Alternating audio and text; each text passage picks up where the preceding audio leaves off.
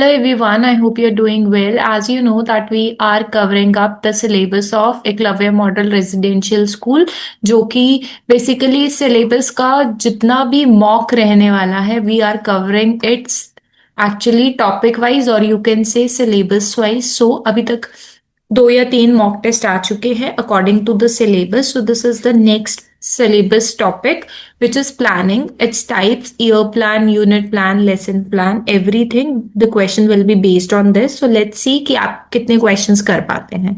ठीक है जी. So the first question is the effectiveness of educational planning depends primarily on which of the following factor. यानी जो educational planning है primarily किन factors पे actually में इफेक्टिवनेस नजर आएगी. रिसोर्सेस अवेलेबल, जो अवेलेबल रिसोर्सेज है, टीचर की creativity, precision of the objective and sequence implementation, कितनी प्रिसाइसली आपने ऑब्जेक्टिव्स बनाए हैं और कैसा सीक्वेंस दिया है इम्प्लीमेंटेशन के लिए, या कितने नंबर ऑफ स्टूडेंट्स है. देखो एजुकेशनल प्लानिंग के लिए आपको बहुत ही बारीकी से काम करना पड़ेगा. सो इसीलिए हम बोलेंगे कि ऑब्जेक्टिव बहुत ही प्रिसाइज होने चाहिए और जब आप इम्प्लीमेंट करेंगे तो इम्प्लीमेंट करते हुए उसका सीक्वेंस बिल्कुल सही होना चाहिए. ठीक है, सीक्वेंस मतलब अगर आप कॉम्प्लेक्स से इजी की तरफ जाएंगे तो पहले तो उस कॉम्प्लेक्स को कॉम्प्रिहेंड कर पाना ही बच्चे के लिए मुश्किल होगा. Right, so this is the correct answer. C is the correct answer. Next question is which of the following best defines the process of planning in education. इनमें से कौन सा planning in education को best define करता है. Determine what is to be taught and how it will be taught. क्या पढ़ाना है और कैसे पढ़ाना है. स्टूडेंट की परफॉर्मेंस को असेस करना, को करिकुलर एक्टिविटीज कंडक्ट करना या असाइन करना duties to the teacher. So basically हम प्लान क्यों करते हैं, ताकि हमें ये पता लगे कि हमने क्या पढ़ाना है और कैसे पढ़ाना है. अगर हमें ये पता होगा कि हमारी स्ट्रैटेजीज क्या है, ठीक है, और प्लान ए प्लान बी दोनों होना चाहिए. अगर एक वर्क नहीं किया तो आप किस तरीके से दूसरे प्लान को एग्जीक्यूट करेंगे जो कि फेल ना हो. Right, so that would be the best for the process of planning. So answer number A. So now we have question number, I think I wrote the wrong sequence. This is question number 3, right?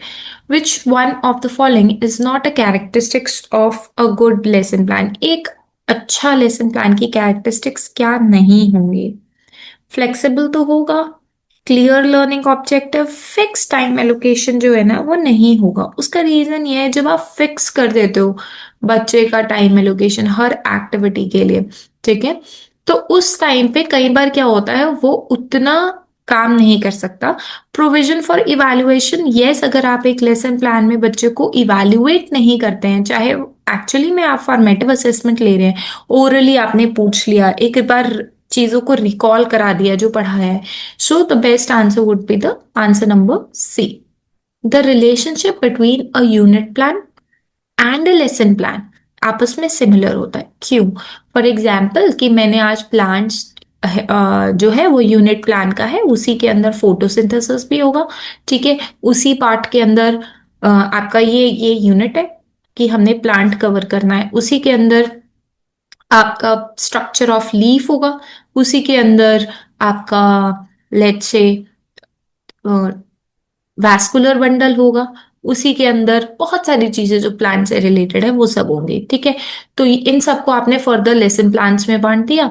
And इसके अंदर उन्होंने पूछा है कि क्यों similar है. Objective और evaluation same होता है, होल एंड पार्ट, पूरा ही एक होल है और उसी के फर्दर पार्ट है इनपुट एंड आउटपुट या teacher and learner. So basically if I would say this is a whole, plant is a whole और ये फर्दर उसके क्या है, सब पार्ट है. So this is going to be the correct answer. Let's move to the next question, which is question number 6. The most comprehensive form of planning and teaching, सबसे comprehensive जो form है planning की वो क्या है. Lesson plan, year plan, unit plan. Comprehensive का मतलब होता है जो कि सबसे ज्यादा डिटेल्ड में होती है. ठीक है, सबसे ज्यादा डिटेल में होती है. डेली प्लान तो डिटेल होगा नहीं, लेसन प्लान भी नहीं होगा, सबसे ज्यादा डिटेल होती है आपकी year planning. It takes a lot of time also. ठीक है, आपको एनुअली जब प्लान करनी होती है चीजें, कौन से दिन पीटीएम रखेंगे, कौन से दिन आपने बच्चों के साथ ये एक्टिविटी करानी है, so that is going to be the best answer. Unit plan is prepared immediately. Unit plan आप कब प्रिपेयर करेंगे, किसके बाद? सिलेबस कंप्लीट होने के बाद, ईयर प्लान जैसे ही बन गया है उसके बाद, लेसन प्लानिंग के बाद, या फिर वीकली रिव्यू? देखो, आपने ईयर प्लान बनाया पूरे साल में, मैंने अपने अप्रैल मई, ठीक है, फिर जुलाई अगस्त सितंबर में तो पेपर ही हो जाते हैं, देन अक्टूबर नवंबर दिसंबर जनवरी, बेसिकली आपका आधा वैसे ही निकल जाता है, राइट। और उसके बाद आ गया आपका जनवरी, सॉरी, फेब्रुवरी और मार्च में भी आपके पेपर रहते हैं, ठीक है। तो ये इस अप्रैल में आप जितनी भी एक्टिविटीज कराएंगे, पीटीएम्स लेंगे, राइट, कोई आपने ट्रिप प्लान करना है, कोई आपने एक्सप्लोरेशन एक्टिविटी करानी है, सारा ईयर प्लान में करेंगे।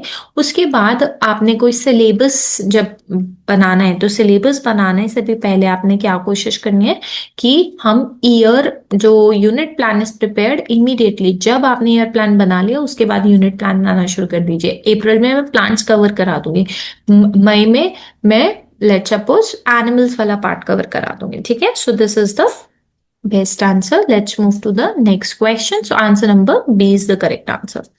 Which of the following is not an advantage of year plan? इनमें से कौन सा year plan का advantage नहीं है? Completion of syllabus, flexibility for unforeseen changes, कई बार छुट्टियां आगे हो जाती हैं, कई बार कोई प्रॉब्लम है, जैसे फॉर एग्जाम्पल एक बार फ्लड की वजह से हो गया, या कई बार सर्दियां बहुत ज्यादा पड़ रही है, छुट्टियां एक्सटेंड हो गई, तो allows flexibility for unforeseen changes, reduces teacher autonomy, या फिर provide long term direction. So is not an advantage of year plan, advantage नहीं है पूछा है। So that is reduces teacher autonomy, teacher की ऑटोनॉमी मतलब खुद से वो जो करे उसको रिड्यूस कर देंगे, that is not be the part of advantage of year plan. Which type of planning focus on day to day teaching activities? Day to day teaching activity में कौन सी प्लानिंग करेंगे? मैक्रो होती है बहुत बड़ी, जैसे साल की प्लानिंग हो गई, माइक्रो छोटी प्लानिंग, इंस्टीट्यूशनल प्लानिंग, एडमिनिस्ट्रेटिव। देखो, अगर आपने डे टू डे कराना है ना, तो ऑब्वियसली माइक्रो प्लानिंग में लेसन प्लानिंग आ जाता है, ठीक है, सिर्फ एक पीरियड के लिए जो होता है, एक क्लास के लिए जो होता है, that is micro planning. Let's move to the next question. Question number 10. The first step in the lesson planning is, lesson planning में सबसे पहला स्टेप क्या होना चाहिए? Write the conclusion. Conclusion लिखिए, select instructional material, कौन सा मटेरियल आप यूज करेंगे, लर्निंग ऑब्जेक्टिव, या डिसाइड इवैल्यूएशन मेथड। जब हमने बीएड करी थी तो हमें यही बताया जाता था कि सबसे पहले हमें ये पता होना चाहिए कि हमारे ऑब्जेक्टिव क्या है, ठीक है, उसी के अकॉर्डिंगली हम पीके टेस्टिंग करते थे और फाइनली हमें आउटकम मिल जाते थे, ठीक है। तो the best part is identifying learning objective will be the correct answer. Next question is question number 11. Which of the following is not a component of a lesson plan? Lesson plan का कौन सा component नहीं है? Teaching ads नहीं है, home assignment, को curricular plan, या introduction and development step. अगर आप लेसन प्लान बना रहे हैं तो कौन सा कंपोनेंट इसमें नहीं रहेगा? विच is a co curricular plan will not be the part of the lesson plan. Introduction तो रहेगा, डेवलपमेंट स्टेप्स भी रहेंगे, right. Question number 12. In planning the term scope and sequence refers to. Planning में scope और sequence का क्या मतलब है? देखो, सीक्वेंस का मतलब तो होता है कॉन्टिन्यूअस वे में एक सीक्वेंस, मतलब इजी टू कॉम्प्लेक्स कह लो, राइट, या फिर जो चीजें बच्चों को पहले आती है वो समझा लो। तो it is not method of evaluation but it is logical arrangement of content. Content को लॉजिकली आप लगा रहे हैं और उसकी लेंथ, मतलब उसकी गहराई तक आप सोच रहे हैं। तो yes, B would be correct, but let's understand grouping of student या style of teaching will not come in this part, ठीक है। So answer number B will be correct answer. Next question is, just give me a minute. Next question is, then effective unit planning should primarily be based on, एक अच्छी unit planning किस पे based होती है? Time की availability पे, student के interest पे, टीचर की कन्वीनियंस पे, या एडमिनिस्ट्रेटिव ऑर्डर पे? एक अच्छी यूनिट प्लानिंग होती है जब टी स्टूडेंट भी इंटरेस्टेड हो और करिकुलम गोल्स भी मीट हो पा रहे हो, ठीक है। So this is the best answer. Now question number 15. The key difference between a unit plan and a lesson plan. क्या डिफरेंस है यूनिट प्लान और लेसन प्लान में? अभी हमने इतने अच्छे से डिस्कस किया था लास्ट 1-2 स्लाइड्स पहले। तो यूनिट प्लान में इवैल्यूएशन आता है, लेसन प्लान में नहीं आता। लेसन प्लान में एक पीरियड कवर होता है, यूनिट प्लान में बहुत सारे पीरियड्स कवर होते हैं। यूनिट प्लान रिटन होता है, लेसन प्लान मतलब डेली लिखा जाता है, और लेसन प्लान ईयरली। इनमें कोई डिफरेंस नहीं। तो देखो, यूनिट प्लान जो होता है it covers several periods, and lesson plan जो होता है वो एक ही पीरियड का होता है। ठीक है, कई बार एक पीरियड में चीजें नहीं हो पाती है, so we try to cover it within the next period. The major focus of a lesson plan का सबसे मेजर फोकस क्या होता है? टाइम मैनेज करना, स्पेसिफिक लर्निंग आउटकम को मीट कर पाना, सिलेबस कंप्लीट करना या रिकॉर्ड्स बनाना। सो लेसन प्लान हम इसलिए करते हैं ताकि जो भी हमने लर्निंग ऑब्जेक्टिव लिखे थे, ठीक है, उनके क्या आउटकम्स आते हैं, क्या आगे जाके आउटकम्स हमें मिल रहे हैं, राइट? ताकि हम जो नेक्स्ट लेसन प्लान बनाएंगे, नेक्स्ट लेसन प्लान के अंदर हम उसमें थोड़े से चेंजेस कर पाए if it is not fulfilling the outcomes which we have thought, right? So this be is the correct answer. Next question is the year plan is also known as. अभी ये मैंने आपको लास्ट टू लास्ट स्लाइड में भी बताया था, year plan एक master plan है, मैक्रो प्लान है, टर्म प्लान है, ये वीकली शेड्यूल है। So year plan is a macro plan. ठीक है, मैक्रो का मतलब होता है लार्ज। ठीक है, सो जो बड़ा प्लान है, ईयरली, डिटेल्ड, कॉम्प्रिहेंसिव बोल सकते हैं। So B is the correct answer. The process of organizing teaching learning experience to achieve objectives effectively is termed as।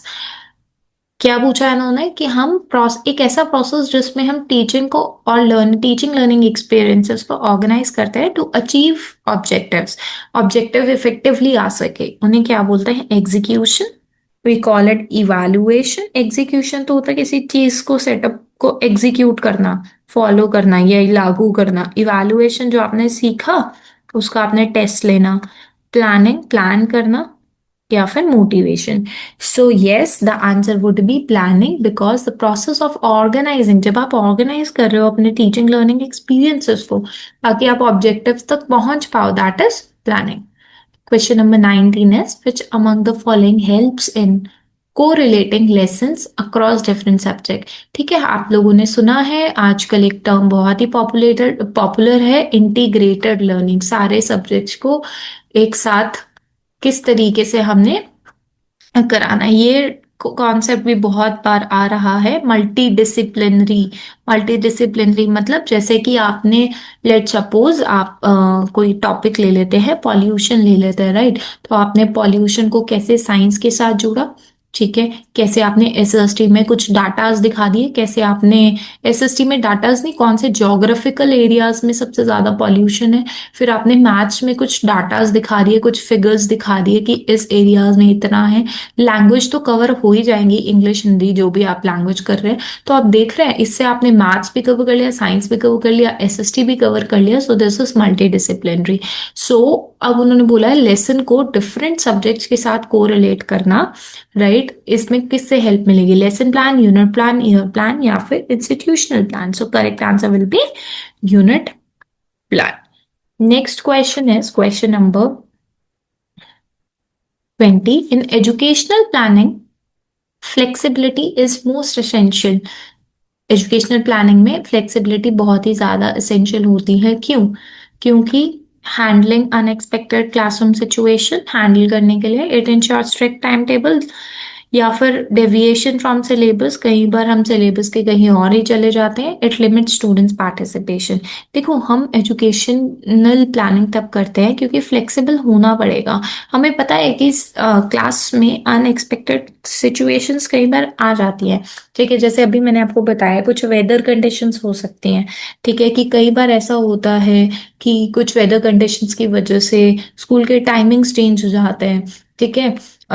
कुछ बाकी चीजें भी हो सकती हैं, कई बार एनुअल फंक्शन है, कोई एक्टिविटी है, या कोई सीबीएसई ने कोई टास्क दे दिया है, राइट? तो flexibility is basically shortly helping us कि कैसे अनएक्सपेक्टेड क्लासरूम सिचुएशन को हैंडल किया जा सके। So these were some questions for the concept planning. So if you find this video productive and you want me to share more such videos with you, so please like, share and subscribe, because your one like, one subscribes give me motivation to make such videos for you. Thank you so much for watching.